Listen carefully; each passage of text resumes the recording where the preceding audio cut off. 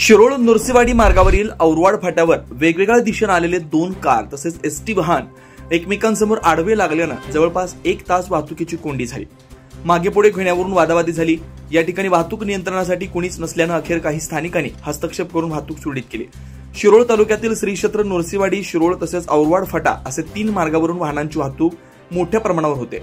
यातील 2 मार्ग हे राज्यमार्ग आहेत, त्यामुळे वाहनांची संख्या लक्षणीय असते। श्री क्षेत्र नृसिंहवाडी दत्त महाराजांच्या दर्शनासाठी मोठ्या प्रमाणात छोट्या मोठ्या कार गाडी वाहने येत असतात, त्यामुळे औरवाड फाट्यावर गर्दी होत असते।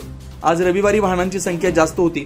दरम्यान फाट्यावर 3 मार्गावरून एसटी 2 कार आमने सामने आले, त्यातून एकानेही माघार न घेता गाड्या एकमेका गाड्यांसमोर उभ्या केल्या। यामुळे बघता बघता फाट्यापासून दोन्ही बाजूला 1 किलोमीटर अंतरावर वाहतूक ठप्प झाली। मागे घेण्यावरून वाहनधारकात वादावादी झाली, तसेच बस चालक सोबत वादावादी झाली। दरम्यान स्थानिक सागर मोरबाळे यांच्यासह काही जणांनी हस्तक्षेप करत वाहने बाजूला केली। त्यानंतर वाहतूक पूर्वपदावर आली। दरम्यान या फाट्याच्या ठिकाणी नेहमीच वाहनाची गर्दी असते, इथं अपघात होण्याची शक्यता मोठी असून या ठिकाणी वाहतूक नियंत्रण होणं गरजेचं आहे। नृसिंहवाडीला रविवारी शनिवार गर्दी असते, त्या दिवशी तरी वाहतूक नियंत्रणासाठी शिरोळ पोलिसांनी आवश्यक ती उपाययोजना करणं गरजेचं आहे।